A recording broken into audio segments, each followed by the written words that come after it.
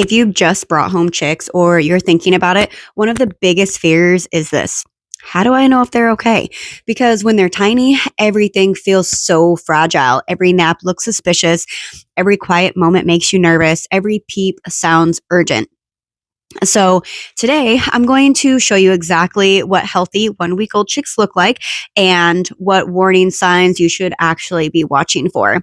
Mine are about a week old right now, so I can show you real examples, not perfect textbook stuff. Let's just calm the panic and break this down. So, first, healthy chicks are active, not constantly running around, but they're alert. You're going to notice bright, open eyes, curious pecking, moving around the brooder, scratching and exploring, and they're going to be eating and drinking regularly. Healthy chicks nap a lot, and this is important. They'll run around like tiny dinosaurs, then suddenly collapse into a pile and sleep like the dead, and that's completely normal. Healthy sleeps look like their head being tucked slightly, body relaxed, waking up easily when disturbed. They shouldn't look weak. They shouldn't struggle to stand, and they shouldn't isolate themselves long term. They're curious and responsive. And this is where beginners start to panic because chicks get tired, they sprint, peck, explore, and then they completely crash. And when they're tired, they'll be sleeping in a group. They wake up when they're bumped. They eat when food is nearby. They move normally when they're awake. Sick and failing birds will stay puffed up long term. Their eyes will be like half closed and they're not interested in food or water at all. And they're most likely isolated from the group. Sometimes they'll be wobbling or super weak. So you can kind of see the difference between a healthy chick and a sick chick. You're going to want to watch for patterns, not just moments. Something else you should be watching is something called pasty butt. And this is where you need to be checking your chick's vents. So you're going to flip them over carefully and look at their behind. Is it clean? Is it open? It's not all crusted over. Pasty butt is fairly common, and it's when their droppings stick to their butt and block their vent. This essentially completely blocks their system so they can't poop, and it can be fatal.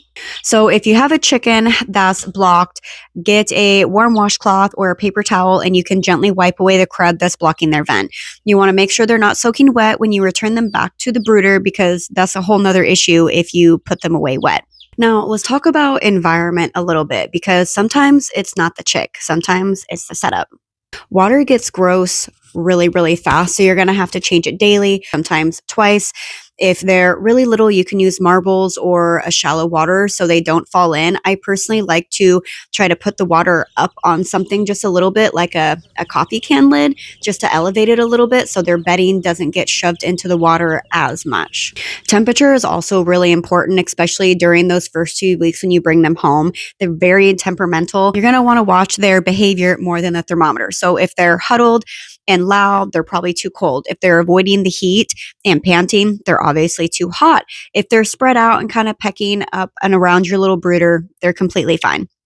When it comes to bedding, you want to make sure it stays dry. Wet bedding leads to bacteria, smell, and health issues in your birds, which is not what we want. Just spot clean daily and refresh it when needed. If they spill the water, which happens a lot, just clean the whole thing. It's fine. Bedding's not that expensive. You want to observe your chicks, compare them to each other. If one consistently looks off, pay more attention to it. This might be early signs of some health issues that you might not have been able to notice yet.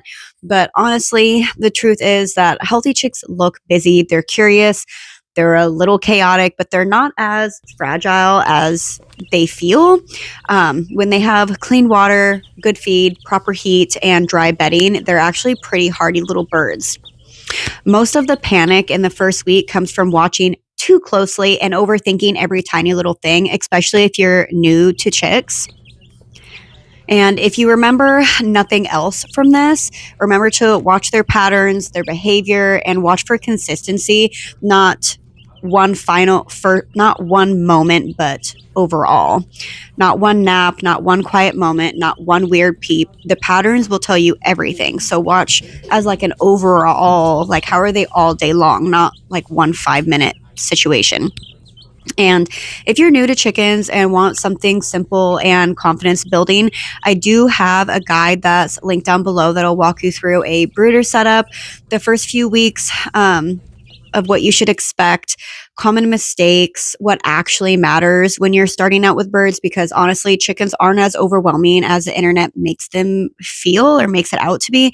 You just need a little bit of clarity. I'm also going to make a list of some subtle warning signs, things that sometimes people will miss early on.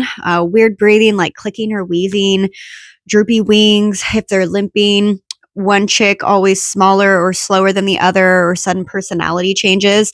Those are early warning signs that you have something going on, and you may want to separate that bird to make sure it's getting the appropriate feed and water. Maybe it's smaller than the others and it's not getting the amount of nutrition that it needs.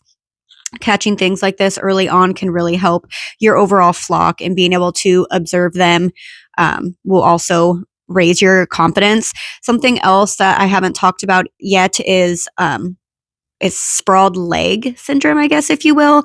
And so in the bottom of your brooder, you're going to want to make sure that you don't have a slippery surface. So let's say you're using a tote. You can imagine that plasticky, like smooth surface. If the chickens don't have like grippy surface, like their legs will sprawl out, and it can actually become a problem and can hurt them, and their legs will like stay stuck like that. I've seen a lot of people try to tape their legs together. They sell special bands to try to keep them together. But you just want to make sure that whatever your brooder is, whatever you're using as a brooder, that you have bedding down or some kind of grippy surface so their legs aren't like sprawling out like that. And this will help prevent some like hip displacement kind of issues, if you can imagine what I'm talking about. I'll see if I have a picture of one. I'm not sure if I do. But if this video helped you feel a little bit more confident or put you at ease, comment chicks down below. It really helps me know you guys like this kind of content so that I can create more. And I'm also going to put my freebie link down below. I have tons of freebies listed on my webpage for you guys just to snatch up and use. And I will see you guys in the next one. Have a fabulous day.